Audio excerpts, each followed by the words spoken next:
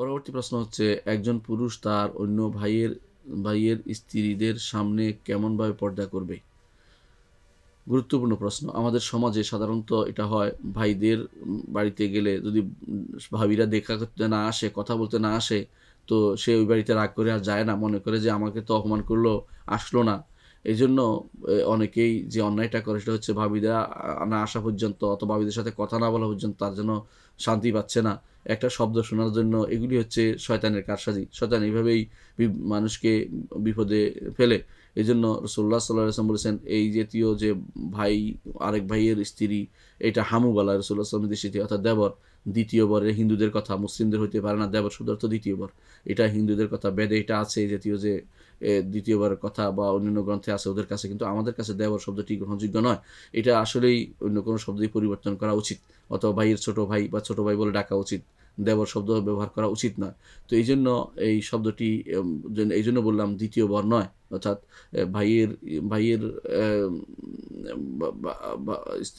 স্বামীর ভাই দ্বিতীয় স্ত্রীর দ্বিতীয় বর নয়। সেই হিসাবে তার সাথে যদি কথা বলার প্রয়োজন হয়, তাহলে শরীয়ত যেভাবে বলেছে, ফালা ইয়াখদারনা বিল কাউলি, প্রয়োজনীয় কথা বলুন, মানে কেমন আছে, ভালো আছে কিনা, মুখটা ভালো আছে কিনা, এইভাবে কথাবার্তা বলে শেষ করবেন।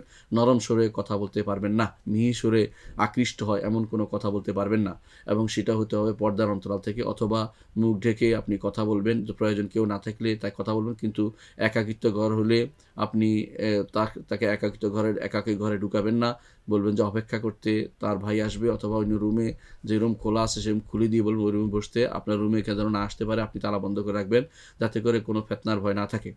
আর দেবর জাতীয় যে সমস্ত ভাই আছে, অর্থাৎ ছোট ভাই যারা আছে, যারা সন্তানরা বিয়ে করেছে, এরকম তাদের সন্তানরা, তাদের ছোট ভাইরা আছে এরকম, অর্থাৎ যে ব্যক্তি বিয়ে করেছে তার ছোট ভাইরা আছে কোনো পরিবারে, তখন এই ব্যক্তির উচিত নিজে কোনো ঘর করা, নিজে আলাদা আলাদা ঘর নেওয়া, ভাইদেরকে তাড়িয়ে না দেয়। এমন নয় যে ভাইকে তাড়িয়ে দিতে হবে। অনেকে একান্নবর্তীর ওসিলা দিয়ে, অজুহাত দিয়ে ভাইদেরকে রাখে, এবং তারপরে ফেতনা যা হয় তা বলার বাইরে, সেটা যেন না হয়, সেটা যেন শরীয়ত সেটা অনুমোদিত না।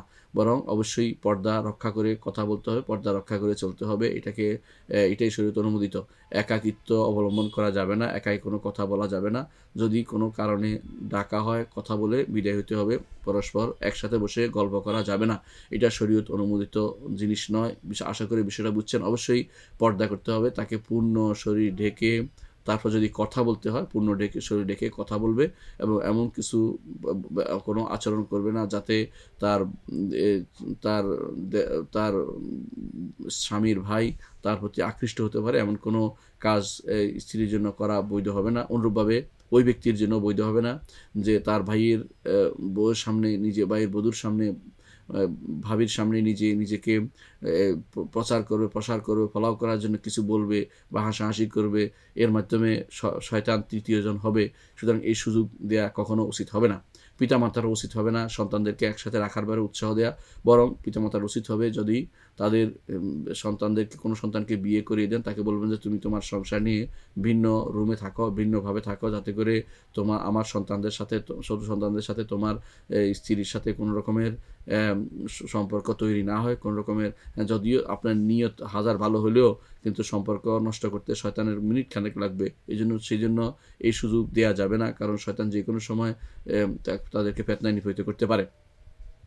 এই জন্য পিতামাতার উচিত হবে না যে সন্তানদের আলাদা, কেউ বড়রা যদি আলাদা হয়ে যায়, রুমে আলাদাভাবে থাকে, তো তাদেরকে কোনো রকম তিরস্কার করা বা তাদের সাথে খারাপ ব্যবহার করা, এটা মাতার জন্য কখনো উচিত হবে না। আরেকটি জিনিসও বলা দরকার, সেটা হচ্ছে এমন যেন না হয় যে এই ওসিলা দিয়ে বোর প্ররোচনায় পিতামাতাকে রেখে পালিয়ে অন্যখানে চলে যাবে, এটাও যেন না হয়। বরং এমনভাবে থাকবে যাতে করে পিতামাতাকে দেখাশোনা হয়, কিন্তু আবার নিজের স্ত্রীকেও পর্দার সাথে রাখার ব্যবস্থাপনা করা যায়। এটা হচ্ছে সুন্দর সমাধান। এটা যদি করতে পারে তাহলে এটা হচ্ছে সুন্দর। আর যদি পিতামাতা অনুমোদন করে অথবা চাকরির কারণে দূরে যেতে যাবে, কিন্তু সেটা যেন অবশ্যই যেন পিতামাতার খেদমতের বিষয়টি ওই ব্যক্তির অর্থাৎ তার সন্তানের যেন খেয়াল থাকে। মনে রাখবেন, পিতামাতার খেদমতের জন্য স্ত্রীকে বাধ্য না করে তাদেরকে আপনি সহযোগিতা করতে পারেন, যে পিতামাতা বৃদ্ধ হয়ে তাদের দেখা আমার দায়িত্ব, তুমি আমাকে হেল্প করতে পারো, সহযোগিতা করতে, সেই হিসাবে তাদেরকে আপনি নসিহত করতে, আপনার স্ত্রীকে নসিহত করতে পারেন। আপনার স্ত্রী যদি খারাপ হয়, বুঝবেন যে তার সাথে খারাপ ব্যবহার করছে, তাহলে আপনাকে স্ত্রী তালাক দেওয়া আপনার জন্য তখন বৈধ হয়ে যাবে। কারণ স্ত্রীর খারাপ ব্যবহার করার অনুমতি রাখে না, খারাপভাবে দেখার অনুমতি ইসলাম দেয় না। এটা ঠিক আছে পিতামাতার জন্য, কিন্তু এর জন্য নয়, আপনার ভাইয়ের জন্য নয়।